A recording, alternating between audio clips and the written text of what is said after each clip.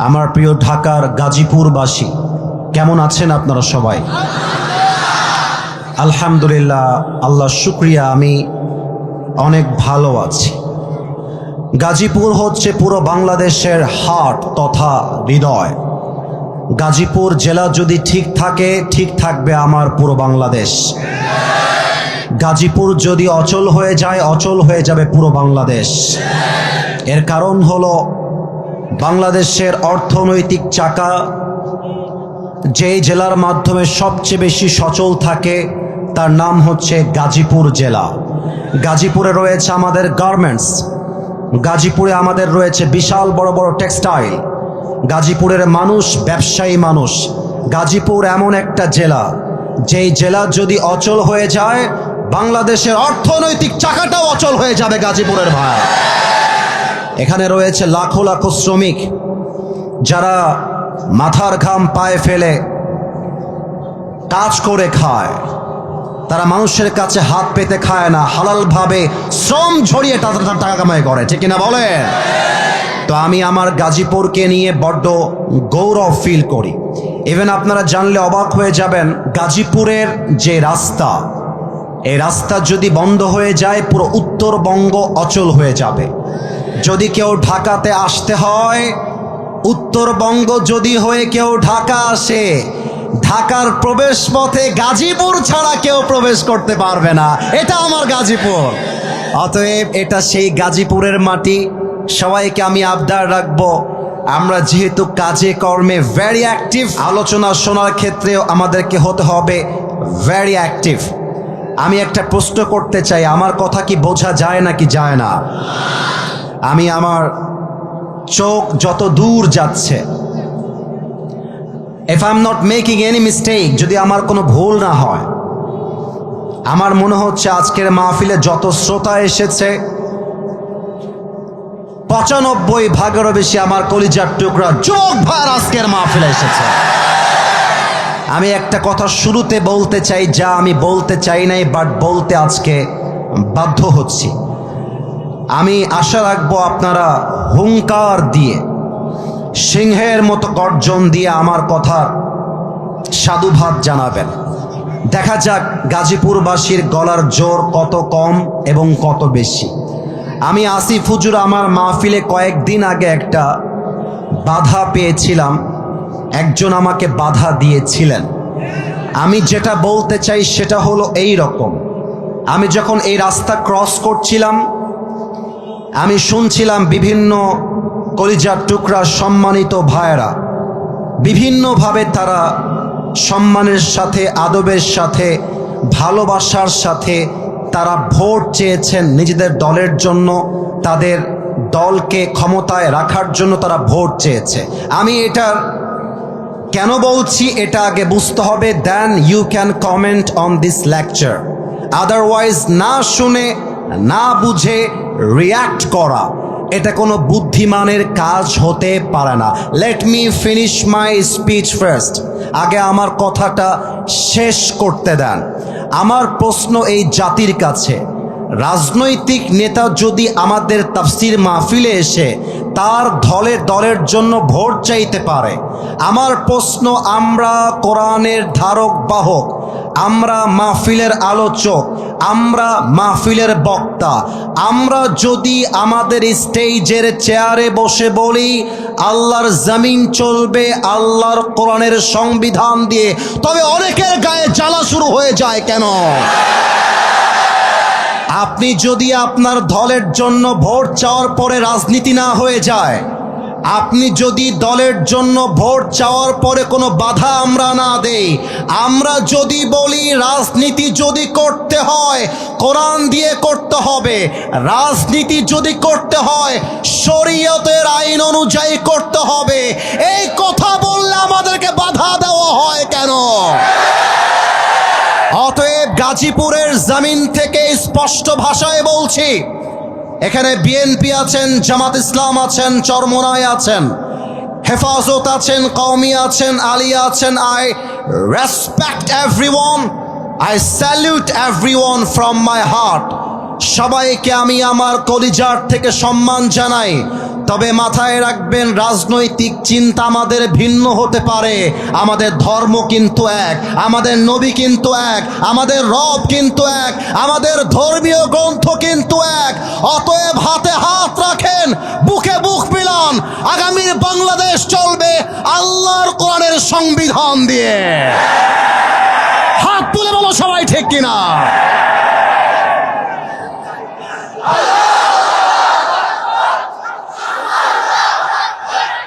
আপনারা দেখেছেন ঢাকাতে ওসমান হাদির মাথায় গুলি করা হয়েছে। আমরা শুনেছি আসামিরা নাকি বর্ডার ক্রস করে ভারতে প্রবেশ করে গেছে। আমার বর্তমান সরকারের কাছে প্রশ্ন, বাংলাদেশে আমাদের যুবকদের কলিজার টুকরা ওসমান হাদিকে গুলি করে তারা দেশ ছাড়লো কেমনে? এটা আমার জাতির কাছে প্রশ্ন।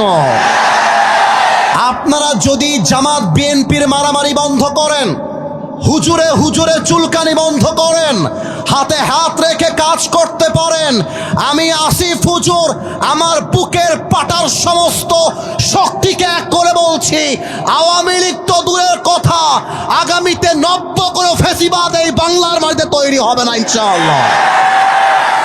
আল্লাহ যেন আমার কথাগুলো বোঝার তৌফিক দান করে। পড়েন সবাই আমিন।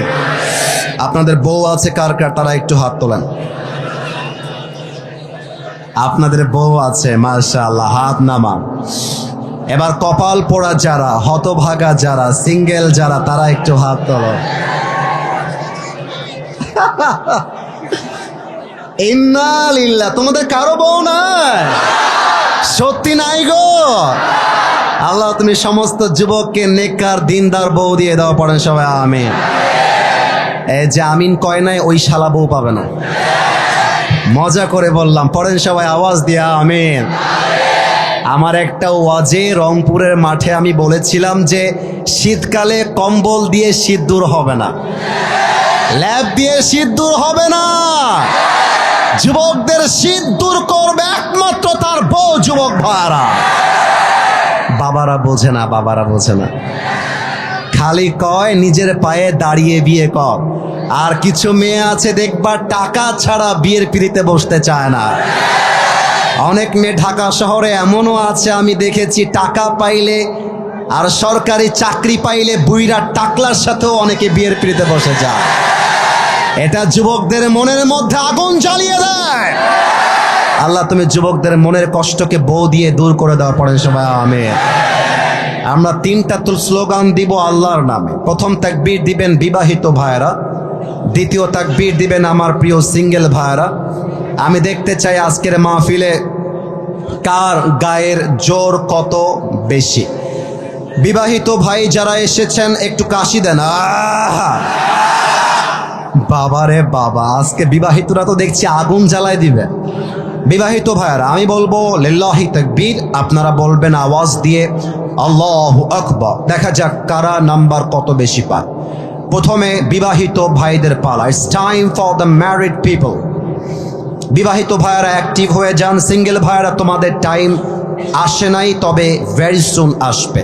বিবাহিত ভাইরা be active, be energetic, be powerful, be brave, be a man.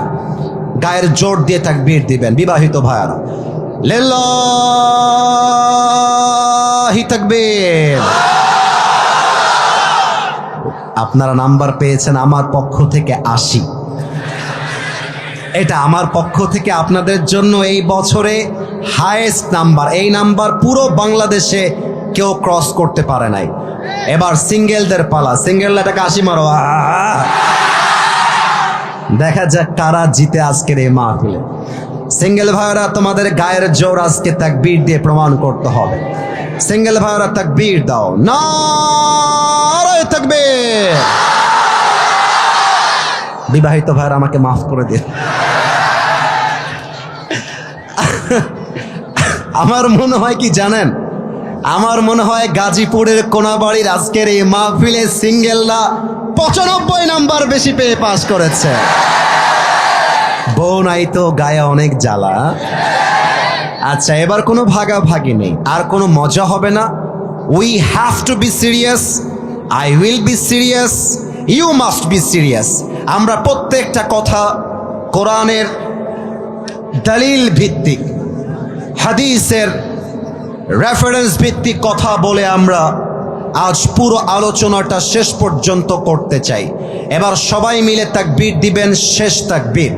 এবার কোনো ভাগাভাগি নাই, সবাই মিলে এমন জোরে তাকবীর দিবেন আমি স্টেজ ভেঙে সবাইকে নিয়ে নিচে পড়ে যাব। দেখা যাক গাজীপুরের সাউন্ড কেমন আসে। অ্যাক্টিভ হয়ে একটা কাশি দেন। লিল্লাহি তাকবীর। আল কোরআনের আলো, আল হাদিসের আলো, কোরআন হাদিস যেখানে, আলেম ওলামা যেখানে, গাজীপুরবাসী যেখানে। যে সাউন্ড আপনারা দিলেন না, প্রমাণ হয়ে গেল আমার সামনে কোনো বিড়ালের বাচ্চা নয়, সব সিংহের বাচ্চাগুলো আমার সামনে বসে আছে। আমি 1 থেকে 3 গুনবো। এই 1 থেকে, এটা ওই হিসেবে বলা হয় না, এটা বলা হয়েছে সাহসিকতার দিক থেকে। এটাকে বলা হয় তাসবিহ। এটা পড়তে হলে আপনাকে কওমি মাদ্রাসায় পড়তে হবে। আমি কওমি মাদ্রাসার ছাত্র। আপনাকে বুঝতে হবে, আমি যদি বলি আমি সিংহের মতো দৌড়াই, আমি যদি বলি আমি বাঘের মতো দৌড়াই, এর মানে আমি বাঘ তা নয়। এর মানে হচ্ছে আমার দৌড়ের জোরটা হচ্ছে বাঘের মতো। যেমন বাংলা লিংক সিম আছে, দেখবেন ওরা বাঘের একটা চিহ্ন দিয়ে রাখে। এর দ্বারা বাংলা লিংক সিম যে বাঘ তা নয়, বরং তার স্পিডটা হচ্ছে বাঘের দৌড়ের স্পিডের মতো। তার মানে আমার সামনে যারা হুঙ্কার দিয়েছে এরা বিড়ালের বাচ্চার মতো ম্যাও ম্যাও করে নয়, সিংহের মতো এরা গর্জন দিয়ে কথা বলেছে। That's it my brother, you have to know this matter. যার তার সাথে কথা বলতে আসবেন না, আপনার 12টা বাজায় রাখাই দিবা একেবারে না। ওকে ভালোবাসি, ও ভালোবেসে আমাকে একটা প্রশ্ন করে ফেলেছে। এবার আমরা 1 থেকে 3 গুনবো। 1 থেকে 3-এর ভেতরে বামে, সামনে, ডানে পরিবেশ পিন পতন নীরব হয়ে যাবে। যেহেতু এটা মিডিয়ার ভাইরা রেকর্ড করছে, আগামীকাল সকালবেলা আজকের এই মাহফিল কোটি কোটি মানুষ ফেসবুকে, ইউটিউবে দেখবে। আমি আবারও পায়ে হাত রেখে বলছি, আমাকে ঠান্ডা মাথায় তাফসীরটা করতে দেন। আমি 1 থেকে 3 গুনছি, এর মাঝে পরিবেশ ঠান্ডা হয়ে যাবে। 1। আচ্ছা, আপনারা যারা আছেন আপনারা একটু থামায় দেন। আমি ওদের সাথে আর কথা বলতে গেলে আমার মাইন্ড স্ট্রাইক করতে পারে, রাগ হতে পারে। আমি সবাইকে ভালোবাসি, আমার স্টেজে বসার কোনো যোগ্যতা আমি আসিফ হুজুরের নেই, একমাত্র আল্লাহর রহমতে আমি এখানে বসতে পেরেছি। আমি আবারও বলছি, বামে যারা বারবার উল্টায় পড়ছে এদের উপরে, don't do it again. This is the last warning for everyone. Step back, হালকা পেছনে যাও। যারা ঝুঁকে আছো স্টেপ ব্যাক, থোড়া সা পিছে যাও, থোড়া সা। মাশাআল্লাহ, এই তো পিছনে চলে গেছে। 1।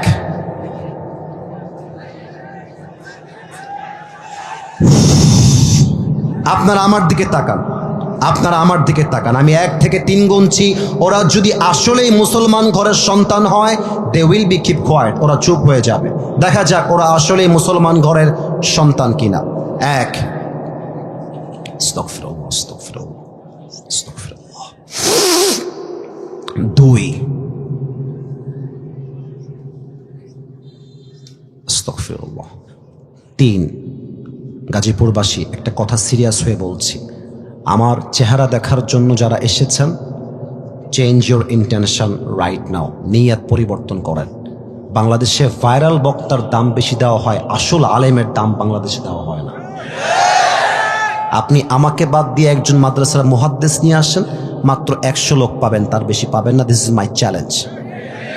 মানুষ চেহারার পাগল, ফেমাস সিটির পাগল। কার ফ্যান ফলোয়ার্স বেশি সে হচ্ছে বেশি যোগ্য। আরে বেটা, ফ্যান ফলোয়ার্স বেশি হয় যদি যোগ্যতার প্রমাণ হতো, হিরো আলমের মতো সফল তো বাংলাদেশে আর কেউ হতে পারতো না। খবর দাও, এই চিৎকার চেঁচামেচি সেলফি, আই ডিসলাইক এটা লট। এটা আমার এই মুহূর্তে পছন্দ নয়। ওয়াজ বুঝতে হবে, আমল করতে হবে। আজ আমাদের আলোচনার সেন্ট্রাল থিম বা সাবজেক্ট ম্যাটার, মূল আলোচ্য বিষয় হচ্ছে তাওয়াক্কুল তথা আল্লাহর উপরে ভরসা। এবার গাজীপুরবাসীর উত্তর দেওয়ার পালা। আজ গাজীপুর কোনাবাড়ির এই মাহফিলে আমাদের আলোচনার সেন্ট্রাল থিম বা সাবজেক্ট ম্যাটার, মূল আলোচ্য বিষয় হচ্ছে তাওয়াক্কুল তথা আল্লাহর উপরে ভরসা। এবার আপনাদের পালা। আমি বলবো আরবিটা, আপনারা বলবেন বাংলাটা। দেখা যাক আপনারা আমার কথা বুঝেছেন কিনা। তাফসীরের বিষয় হচ্ছে তাওয়াক্কুল তথা আল্লাহর উপরে ভরসা। আওয়াজটা 100-তে 100 ভাগ চাই। Let's repeat again, let's give you another chance. আমি আরেকবার সুযোগ দিচ্ছি, মায়েরা পর্যন্ত বলবেন, তবে আওয়াজ দিয়ে নয়, মনে মনে বলবেন। আমার যুবক ভাইয়েরা, মুরব্বী আব্বা জানারা অ্যাক্টিভ হয়ে যান। আলোচনার বিষয় হচ্ছে তাওয়াক্কুল তথা আল্লাহর উপরে ভরসা। আমি কোরআন থেকে আয়াত ভিত্তিক তাফসীর করা শুরু করছি ফ্রম দিস মোমেন্ট। আউযু বিল্লাহি মিনাশ শাইতানির রাজীম। ومن يتوكل على الله فهو حسبه. Allah says in this ayah, whoever trusts in Allah subhanahu wa ta'ala, Allah is sufficient for him. আল্লাহ বলছে, যে বান্দা সুখে দুঃখে আমি আল্লাহর উপরে ভরসা করতে পারে, আমি আল্লাহ একাই তার জন্য যথেষ্ট হয়ে যায়। সুবহানাল্লাহ পড়বেন না আপনারা সবাই? সূরাতুল বাকারা 286 নম্বর আয়াত। সূরাতুল বাকারার লাস্ট ভার্স আল্লাহ তাআলা বলছেন, লা ইউকাল্লিফুল্লাহু নাফসান ইল্লা মুসআহা। Allah doesn't test anybody beyond their power. আল্লাহ বলছেন, কখনো আমি আমার বান্দাকে তার সাধ্যের বাহিরে কোনো বোঝা চাপিয়ে দেই না। তার মানে যে কষ্ট আপনি সহ্য করতে পারবেন, যে কষ্ট সহ্য করার ক্ষমতা আপনার ভেতরে আছে, যে কষ্ট হজম করার বুকের পাটা আপনার ভেতরে আছে, সেই কষ্ট দিয়ে আপনাকে পরীক্ষা করছে একজন। আওয়াজ দিয়ে বলেন সবাই, তিনি কে? 3 নম্বর আয়াত। এই ছেলেটা কই যায় দেখো তো ওকে। তোর বউ পাবি না, তুই তোর বউ পাবি না। কত বড় সাহস তাফসীরের মাঝে চোরের মতো উঠে যায়। নো, কেউ যদি উঠে যায় তার লুঙ্গিটা টান দিয়ে ধরে বসায় দেওয়া লাগবে গাজীপুরের ভাইয়েরা। তবে লুঙ্গি যেন খুলে না যায়, সাবধান। 3 নম্বর আয়াত আল্লাহ তাআলা বলছেন, 10 নম্বর পারা, সূরার নাম হচ্ছে সূরাতুত তাওবাহ। قُل لَّن يُصِيبَنَا إِلَّا مَا كَتَبَ اللَّهُ لَنَا. Oh my prophet, tell your ummah, whatever I have decided will must happen, and whatever I have not decided will never happen. আল্লাহ বলছেন, আমি আমার বান্দার কপালে যা লিখে রেখেছি তা কেউ কাটতে পারবে না, আর আমি আমার বান্দাকে যা দিব না, যা তার কপালে লেখা নাই, পুরো দুনিয়ার সব শক্তি এক হলেও তাকে তা দিতে পারবে না। কথা ঠিক আছে কিনা বলে? আল্লামা ইকবাল রহমতুল্লাহি আলাইহি পাকিস্তানের একজন টপ ফেমাস উর্দু কবি। তার ভাষা এত চমৎকার গাজীপুরের ভাইয়েরা, তার এক একটা শব্দ আপনার কলিজায় গিয়ে আঘাত করবে। এবং তার কথা যদিও বা উর্দুতে, তবুও যার ভাষা বাংলা, এত সহজ তার ভাষা, এত সহজ তার লেখনী এবং গাঁথনি, বাঙালিরা তার কথা শুনলে অর্থ অটোমেটিক বুঝে যায়। আমি ছোট্ট একটা উর্দু কবিতা পাঠ করছি এই মুহূর্তে, যেটা এই আয়াতের ব্যাখ্যাকে হাইলাইট করে। প্রথমে আমি উর্দু ভাষায় বলবো, and then I will translate in Bangla. এরপর আমি বাংলা তর্জমা করে দিব। কান নয়, কলিজা দিয়ে শুনবেন। আল্লামা ইকবাল লিখেছেন, गम के बाद खुशी जरूर आती है और ये खुशी अपनी रब की तरफ से ही आती है। हर रात के बाद दिन की रोशनी छा जाती है और सब्र करने वालों को नियामत खुदा की तरफ से मिल ही जाती है। जो दुख में भी रब को याद करता है, रब उसका हाथ कभी नहीं छोड़ता।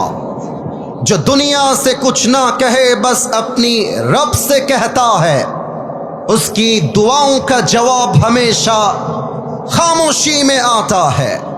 इसलिए जब तुझे मांगना हो तो उसी से मांग, जब तुझे पुकारना हो तो उसी को पुकार, और जब तुझे भरोसा करना हो तो उसी पर कर, क्योंकि भरोसे के काबिल सिर्फ वही है, वो तेरा रब है, वो तेरा अल्लाह है। এবার বলেন কথা ঠিক আছে কিনা আমার?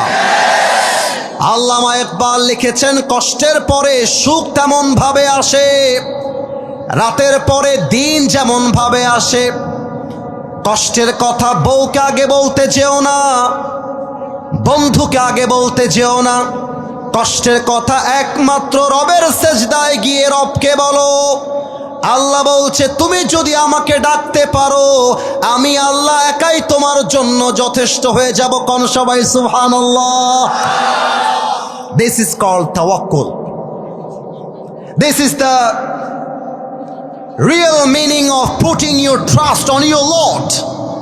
এটাই হচ্ছে রবের উপর ভরসার মূল এক্সাম্পল। এবার একটা প্রশ্ন করব গাজীপুরবাসীর কাছে, দেখা যাক ইসলামের জ্ঞান আপনাদের মাঝে কতটুকু আছে। এই প্রশ্নের মাধ্যমে ক্লিয়ার হয়ে যাবে। তবে আমার বিশ্বাস একটা উত্তর কারো থেকে ভুল আসবে না, কারণ এখানে অনেক মাদ্রাসার ছাত্র আছে, স্কুলের ছাত্র আছে, কলেজ ইউনিভার্সিটির ছাত্ররা আছে। আরে আমার তো মনে হয় আমার চাইতে বেশি বেশি স্মার্ট যুবকরা এখানে বসে আছে। কথা ঠিক আছে কিনা বলেন? ওকে, একটু সময় দেই 2টা সেকেন্ড নিজেকে স্থির করবার জন্য। 1 2। আচ্ছা বলেন তো, নবীজির তো কোনো পুত্র সন্তান দুনিয়াতে বেঁচে ছিল না, উই অল নো দ্যাট। কিন্তু নবীজির যে কয়জন মেয়ে ছিলেন, একজন মেয়েকে নবীজি একটু বেশি ভালোবাসতেন, একটু বেশি মায়া করতেন, কলিজা দিয়ে অনেক বেশি ভালোবাসতেন। বলেন তো সেই মেয়ের নাম কি ছিল? আগেই বলেছিলাম আমার চেয়ে বেশি স্মার্ট বসে আছে এখানে, বলার সাথে সাথে রেসপন্স করেছেন। কিন্তু অন্য জেলায় প্রশ্ন করলে অনেকের দেখেছি আমি বসে বসে হাঁটু কাঁপে ভয়। ফাতেমা রাদিয়াল্লাহু তাআলা আনহা। এবার আসেন সেকেন্ড প্রশ্নে যাই। ফাতেমাকে বিয়ের জন্য অনেকেই প্রস্তাব দিয়েছে বলে আমি হাদিসে পড়েছি, কিন্তু নবীজি একজন যুবককে ফাতেমার জামাই হিসেবে অ্যাকসেপ্ট করেছিলেন। জামাইয়ের নাম কি ছিল? ফাতেমার জামাইয়ের নাম আলী রাদিয়াল্লাহু তাআলা আনহু। লাস্ট কোয়েশ্চেন, ফাতেমার গর্ভ থেকে 2 জন জান্নাতের সর্দার এসেছিল, 1 হাসান 2। আওয়াজটা কমে গেল যে 1 হাসান 2। মাশাআল্লাহ, রাইট আনসার। আমি বোঝাতে চাই যে আলী রাদিয়াল্লাহু তাআলা আনহুর বুকের ভেতরে তাওয়াক্কুল কত বেশি ছিল, সে তার রবকে ভরসা কেমন করে করত। উহুদের যুদ্ধ এবং বদরের যুদ্ধের পরে আল্লাহ তাআলা মুসলমানদেরকে একটা ভিক্টরি দিলেন, একটা বিশাল বিজয় দিলেন। এমন একটা ভাব যে পুরো পৃথিবীতে ইসলামের পতাকা উড়ে যাবে। আরে আমার তো মনে হয় আগামীতে কালেমার পতাকা বাংলার সংসদে নয়, আগামীতে কালেমার পতাকা আমেরিকার হোয়াইট হাউসে পথ করে উড়বে। কোনো একদিন এদেশের আকাশে কালেমার পতাকা দুলবে, সেদিন সবাই খোদাই বিধান পে দুঃখ বেদনা ভুলবে। ঠিক কিনা বলে? সেদিন আর রবে না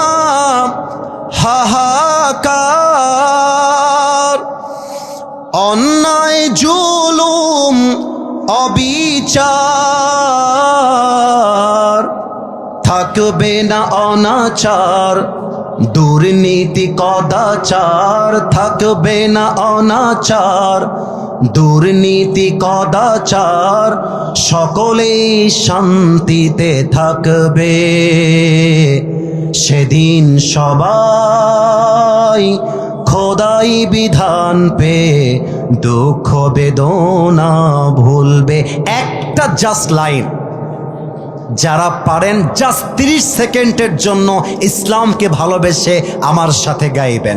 কোনো একদিন এদেশের আকাশে কালেমার পতাকা দুলবে, সেদিন সবাই খোদাই বিধান পে দুঃখ বেদনা ভুলবে। ঠিক কিনা বলে? কাফেরদের গায়ের মধ্যে চুলকানি শুরু হয়ে গেল, গায়ের মধ্যে জ্বালা শুরু হয়ে গেল। মুসলমানদের বিজয় দেখে কাফেররা সহ্য করতে পারছে না। এবার কাফেররা মিলে প্ল্যান করলো, আমরা সবাই মিলে মদিনায় গিয়ে অ্যাটাক করব। এবার আমার দুই হাতের দিকে everybody look at my two hands, দুইটা হাত দেখবেন। কেউ হাত তুলতে হবে না, জাস্ট আমার দুইটা হাত দেখেন। আমি যেই দিক ইশারা করব সেই দিক দেখবেন। ডানে তাকান, দেখেন যুবকদেরকে দিয়ে ব্যারিকেড দেওয়া, এইটা একটা দেওয়াল। এবার আমার দিকে তাকান, লুক অ্যাট মাই ফেস, এইটা একটা ব্যারিকেড গেল বা গেট কিংবা দেওয়াল গেল। বামে তাকান, যুবক দিয়ে ঘেরা, এটা একটা দেওয়াল। আমার দিকে তাকান, লুক অ্যাট মাই ফেস, আমাকে দেখেন। পেছনে দেখেন বিশাল বড় স্টেজের ব্যানার দেওয়া এবং এখানে পর্দা দেওয়া, এইটা একটা ব্যারিকেড তথা বিশাল বড় দেওয়াল। এবার হাদিসে আসছেন, মদিনা ছিল চতুর্পাশ থেকে বেষ্টিত একটা শহর। মদিনায় কেউ যদি প্রবেশ করতে চাইতো, একটাই গেট ছিল, একটাই রাস্তা ছিল, যে রাস্তা দিয়ে সবাইকে মদিনায় এন্ট্রি তথা প্রবেশ করতে হতো। কাফেররা যে প্ল্যান করছে অ্যাটাক করবার, এই খবরটা নবীজির কর্ণকুহরে পৌঁছে গেল। নবীজি সব সাহাবা একরামদেরকে এক মাঠে একত্রিত করলেন, বললেন সাহাবা একরাম শোনো, কাফেররা মদিনায় অ্যাটাক করছে, আমাকে তোমরা পরামর্শ দাও কাফেরদের এই অ্যাটাককে আমরা ডিফেন্স করব কেমন করে। এক এক সাহাবি এক এক পরামর্শ দিল। এক সাহাবি, তার নাম হচ্ছে সালমান ফার্সি রাদিয়াল্লাহু তাআলা আনহু। আচ্ছা গাজীপুরবাসী, ডোন্ট মাইন্ড, আমার কথা কি বোঝা যায় নাকি যায় না? এদিকে উত্তরটা ভালো পেয়েছি, আপনাদের পাই নাই। আমার কথা কি বোঝা যায় নাকি যায় না? সালমান ফার্সি বলছে, নবী আমার একটা চমৎকার বুদ্ধি মাথায় এসেছে। নবীজি বললেন, কি বুদ্ধি আমাকে বলো তো। সালমান ফার্সি বলছে, নবীজি ডানেও দেওয়াল, বামেও দেওয়াল, পেছনেও দেওয়াল, জাস্ট একটা রাস্তা মদিনায় আসার জন্য খোলা আছে। আমার পার্সোনাল পয়েন্ট অফ ভিউ হলো, আপনি এই পুরো রাস্তাটা কেটে একটা খাল খনন করেন।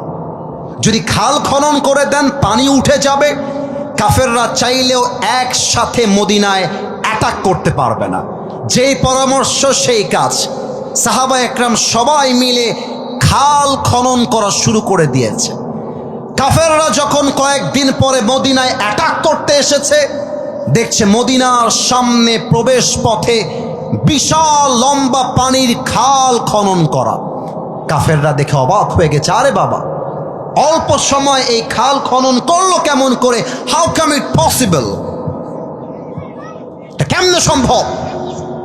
কাফেরদের একজন বীর বাহাদুর, নাম হচ্ছে, মুখস্থ করে নেন, আগামীতে কাজে আসবে, নাম হচ্ছে আমর বিন মারহাব।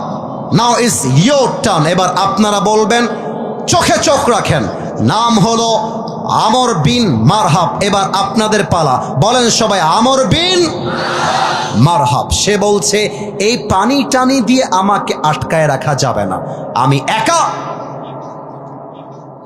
এই পানি সাঁতরে মদিনায় গিয়ে অ্যাটাক করব। যে কথা সেই কাজ, পানিতে লাফ দিয়েছে, সাঁতরে সাঁতরে সাঁতরে সাঁতরে মদিনায় পৌঁছে গিয়েছে। মদিনায় গিয়ে চিৎকার দিয়ে বলছে, এই মুসলমানের বাচ্চারা কে কোথায় আছিস, বের হয়ে আয়। হালুম্মু ইলাইয়া ইন কুনতুম সাদিকিন। তোরা তো বলিস যুদ্ধে শহীদ হয়ে গেলে সোজা যাবি আল্লাহর জান্নাতে, কোন পাপের বেটা আছিস আমার সঙ্গে যুদ্ধ করবি, আমার সামনে আয়। সব সাহাবা একরাম বের হয়ে চলে আসছে, কিন্তু কোন সাহাবী সামনের দিকে যায় না।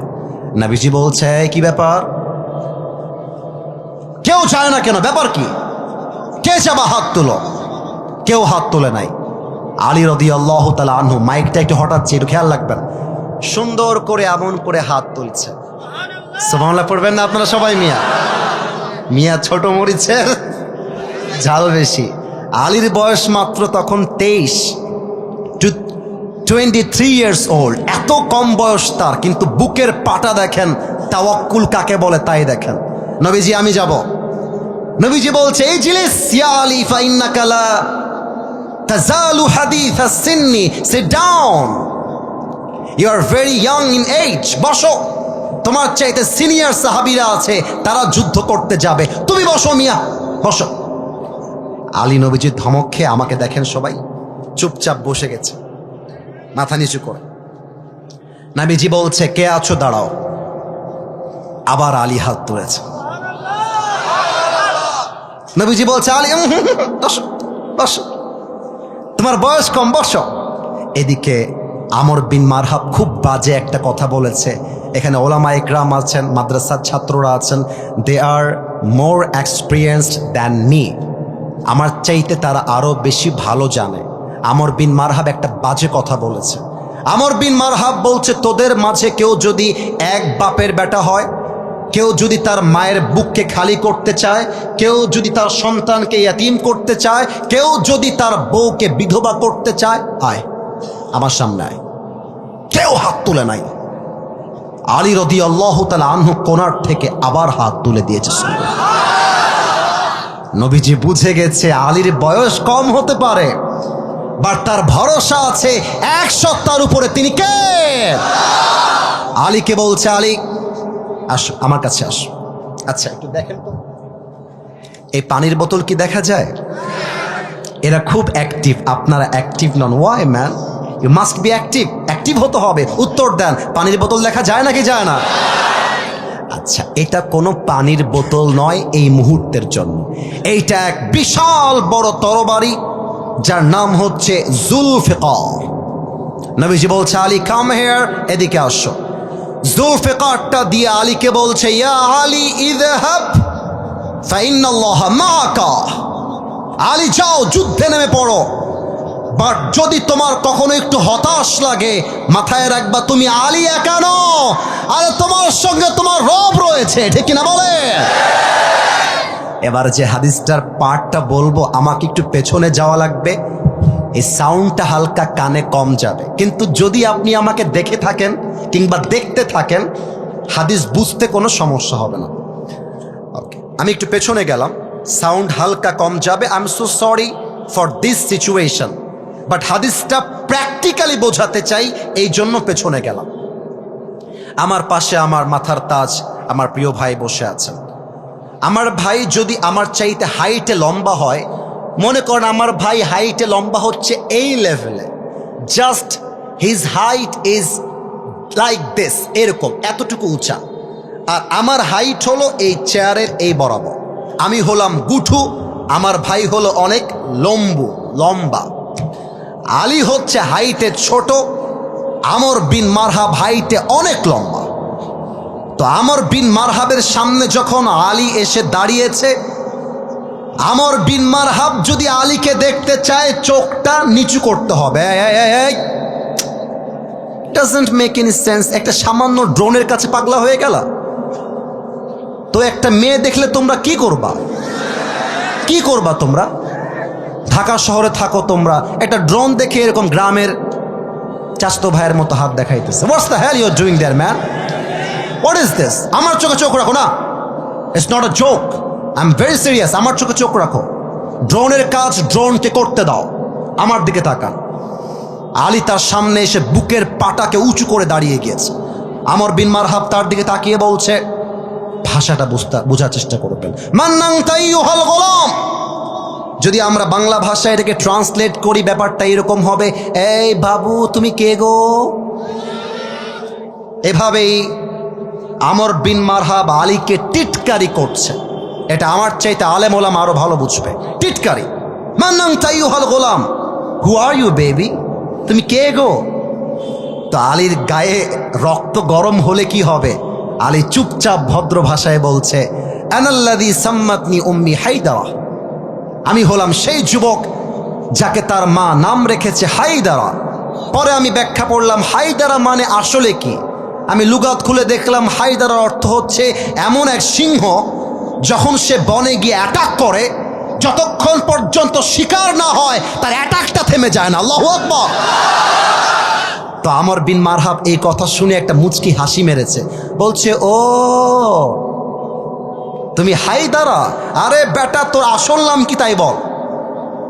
এবার আলী বলছে ইসমি আলী, আমার আসল নাম হলো আলী। আমর বিন মারহাব এটা শোনার পরে চোখটা উপরে উঠে গেছে, বলছে আলী, আলী বিন আব্দুল মুত্তালিব, এই তোমার বাবার নাম কি আব্দুল মুত্তালিব? বলছে না না, আনা আলী বিন আবি তালেব, আমি আবু তালেবের ছেলে আলী। বলছে হায় হায় হায়, ভাতিজা তোমার বাপ তো আমার ভাই লাগে, ভাতিজা তুমি এখানে কেন? যাও যাও যাও। এই ভাতিজা শোনো, আমি কোনো বাচ্চার গায়ে হাত তুলি না, যাও চলে যাও। এবার আলী আর রাগ কন্ট্রোল করতে পারে নাই, বলছে বেটা তুই বাচ্চা কারে বলিস? খালি আয় না আমার কাছে, যুদ্ধ করতে আসলে এমন এক কোপ মারবো তোর কল্লা 40 হাত দূরে গিয়ে পড়বে। আল্লাহু আকবার। এই কথা শোনার পরে আমর বিন মারহাবের মধ্যে গায়ের মধ্যে রক্তে আগুন ধরে গেছে। বলছে আয়, কত ধানে কত চাল তাই দেখা যাবে, খালি আমার সামনে আয়। কিন্তু আলী রাদিয়াল্লাহু তাআলা আনহু এক মারাত্মক কথা বলেছেন সেই মুহূর্তে। আচ্ছা একটা কথা জিজ্ঞেস করতে চাই, যদি আপনারা স্বৈরাচারের পক্ষের লোক না হন জবাব দিবেন হুঙ্কার দিয়ে। বলেন তো দেশটা যখন প্রথমবারের জন্য স্বাধীন হওয়ার দিকে যেতে শুরু করেছিল, রংপুরের একজন যুবক তার বুকের তাজা রক্ত দিয়ে শহীদ হয়েছিল, যুবকটার নাম কি? আরো জোরে, যুবকটার নাম কি? এই প্রশ্ন আমার গাজীপুরের ভাইদের কাছে। এই শহীদ আবু সাইদ কি রাস্তায় বের হয়ে কারো বুকে গুলি করেছিল? এত আসতে বলেন, করেছিল? কাউকে গিয়ে চাকু মেরেছিল?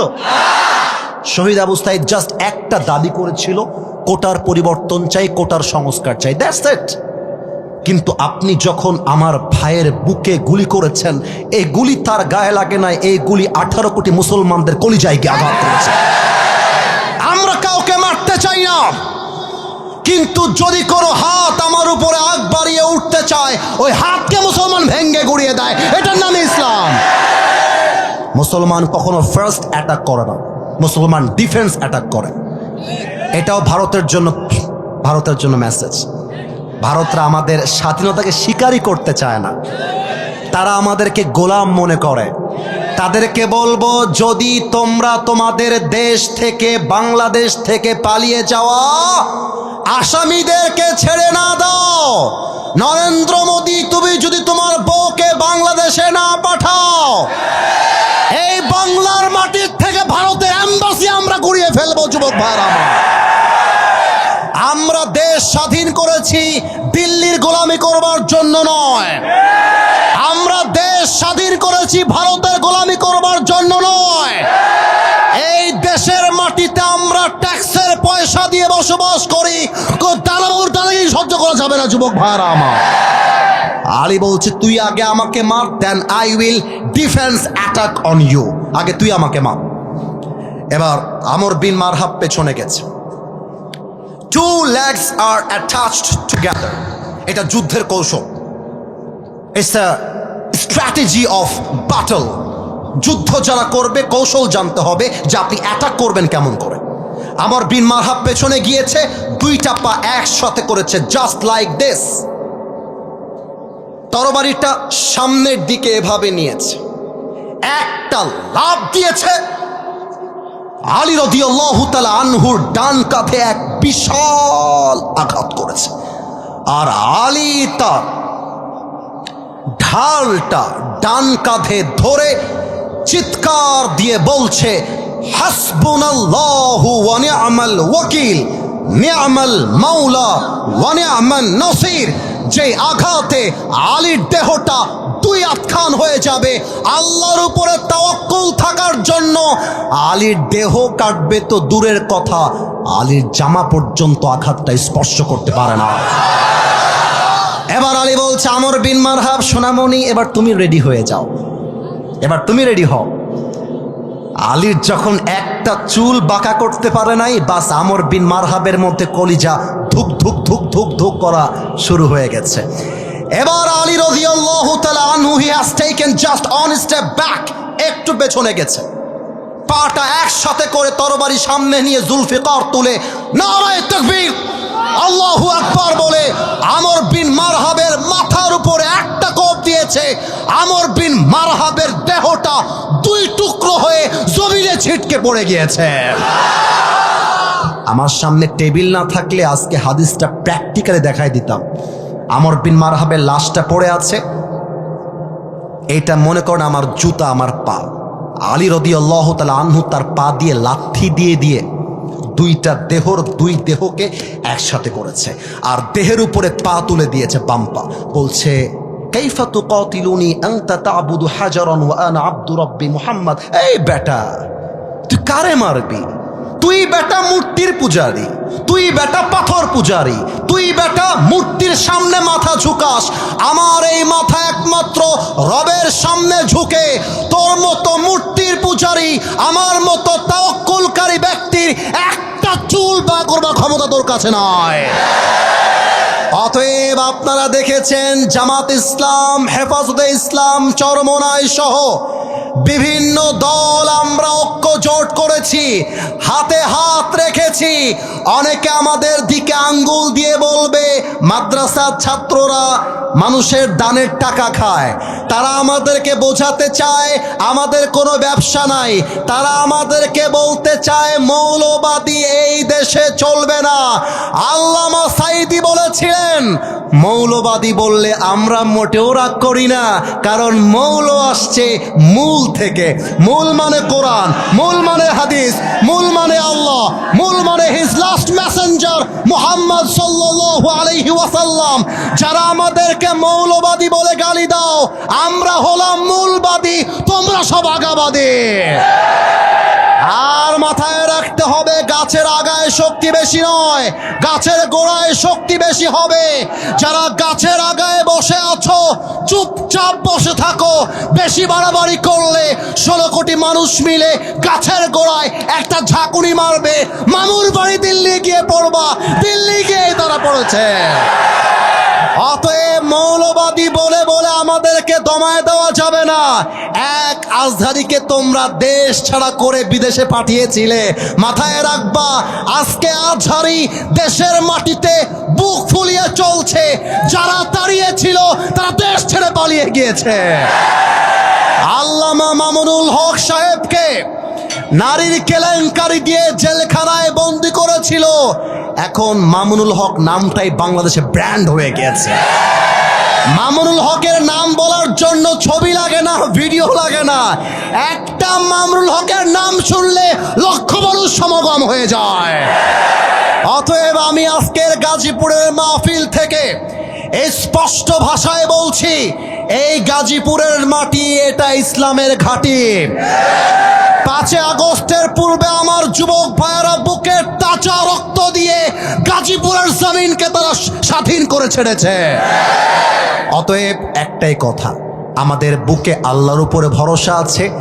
আগামীর পার্লামেন্ট যদি কোরআন দিয়ে কেউ না চালায়, এমন মন্ত্রী আমরা চাই না। যেই নেতা বলবে কোরআন দিয়ে দেশ চলবে, এটা আমার দল চাই না, সেই দলে আমরা ভোট দিতেও রাজি না। আমার যুবক ভাইরা, আমার কথা স্পষ্ট, আমার জান থাক আর না থাক। আরে আমার তো মনে হয় এখানে প্রত্যেকটা যুবক ওসমান হাদির মতো কলজানে বসে আছে। গুলি করবেন, গুলি খাওয়ার জন্য রাজি আছি, বাট করের হক কথা বলবো, বিন্দু পরিমাণ ছাড় দিতে আমরা রাজি নয়। দুহাত তুলে সবাই, ঠিক কিনা মিয়া?